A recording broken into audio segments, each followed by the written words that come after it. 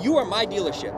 If I live in your area, I'm servicing my cars there, I'm trading my cars back in from you. If I want any other Porsche experience, I'm booking it through you. If I want a Porsche watch, I'm buying a watch from you. You become my guy. But I want cars. But I want cars in return. Yeah.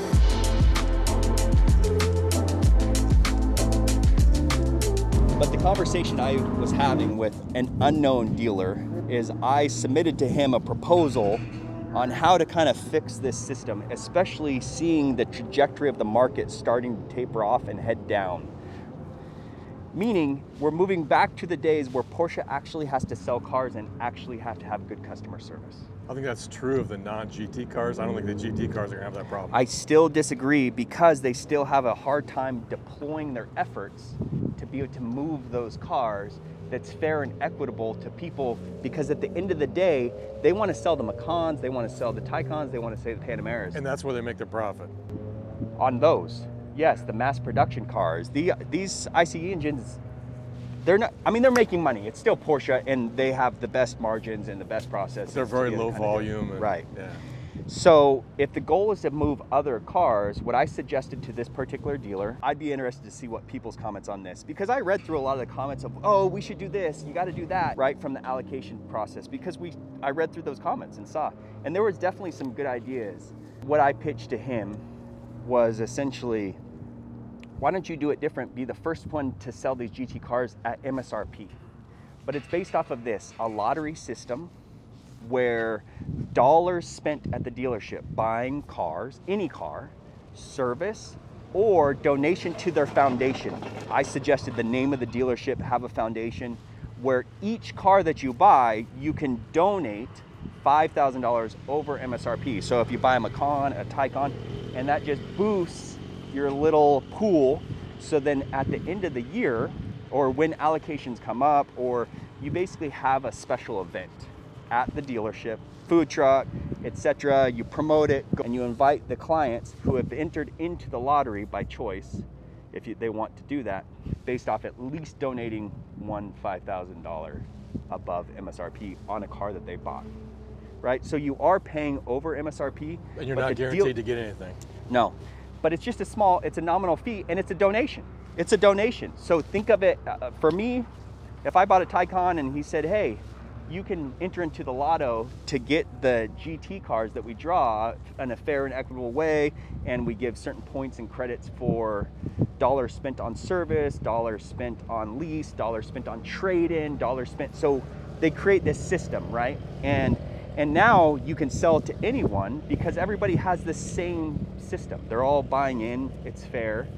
And if you want to, you got to at least donate $5,000, but then you get your credit for all of the money that you spent at that dealership if you want to do that.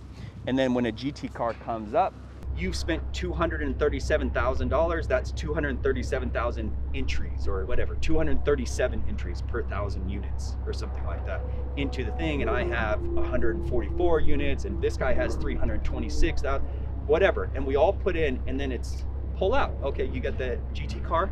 And then the only guarantee on the GT car is when you're done with it, you have to give the dealership the first right of refusal, because what they'll do is pull a different name in the hat for a second-hand one.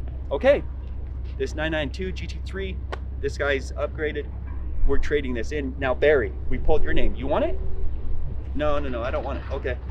Well, your name still pulls in the lotto. And I think that would be a great marketing way to kind of drum up business for the dealership.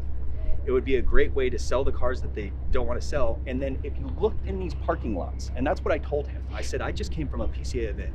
It's not just the GT cars. There is tons of GT cars, but look at how many Macans and Taycans and all of that stuff are sitting in these parking lots and Cayennes. These people are spending money. So let them spend money with your dealership where they buy their Cayennes, they buy their Macans, they buy that, and they all just put a little $5,000 over. The dealership is able to take that and use that towards their foundation of their choice, however they want to do that. I think that it would be a strategy and a mindset shift for the dealership, but I think from the feedback I'm getting, and we saw this yesterday, the feedback we're getting is people are tired of the games. They don't want to do it, and people are turning to and looking at other brands there's exceptions, right? I mean, you have a great contact that is an exception. However, they're still playing the game of how much more can we get, and the market's changing. The market's changing, so why not see that and be the first dealership to be like, hey, we sell at MSRP 5,000, and you could promote the shit out of it. And my guess, but you got to buy cars from us, right? And they keep selling cars, and they're being shipped out because they have a fair and equitable and understandable system. It's value-based and value-driven. And if they can create value for me, I'll surely play the game. I'll donate and enjoy that process, because now I feel like I've been brought into something that's good. You can't have the guys that say, oh yeah, I'm only gonna pay MSRP, then get it and turn around and flip it for 75 over. Those are the assholes, right? Yeah. That's making it harder. That's what they need to stop, is that whole flipping process, and sell to people that are actually gonna hold the cars. Stop or prevent. Here's the way you prevent it. Sell it for MSRP to the dealer. And now the over's more. Now, if you want to sell that bear, you sell it back to me as a dealer so that I get another trade and can then give it to another enthusiast for this through the same lotto. But what stops them from selling it to a private party? Contract. A contract? Yeah. That's, I mean, Ford had that, and people were busting it right and left. But I think from a dealership level, it's not corporate, so it's not from Ford, it's not from Porsche, it's a dealership thing. And just say, and I don't even think you need to have a contract. I think essentially what you could say is this. I would just tell you, I would level with you, Barry, hey, this is a relationship thing here. And so I'm trusting that if you want to sell this car, yeah, you could put it in a Montana LLC and you could sell the company, and I will never know. I will never know. However, I do watch the VINs and watch VINWiki through their website can track all of the VINs and where they go. And I keep an eye on that, because when it comes time for the next one, I'm going to look at that and see where that went. So it's just an understanding, but it's a clear understanding. You are my dealership. If I live in your area, I'm servicing my cars there, I'm trading my cars back in from you. If I want any other Porsche experience, I'm booking it through you. If I want a Porsche watch, I'm buying a watch from you. If I want wheels, I'm buying it from you. You become my guy. But I want cars. But I want cars in return. Yeah. And I don't want promises that don't come through. Right.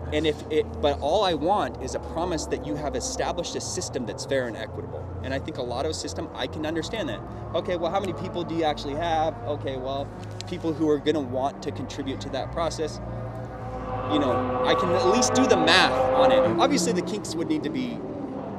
There's people that are smarter than me. Somebody out there, go figure it out. But that's the general idea.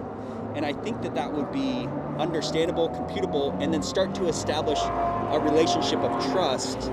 Something needs to shift, and there needs to be a dealership, one dealership that's going to stand up and say, you know what?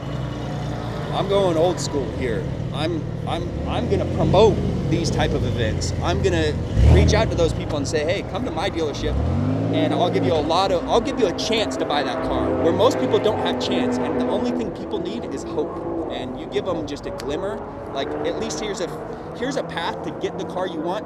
It might be a small percentage, but at least gives you an angle. And in the meantime, when you're buying Porsche, you come to me and it kind of builds.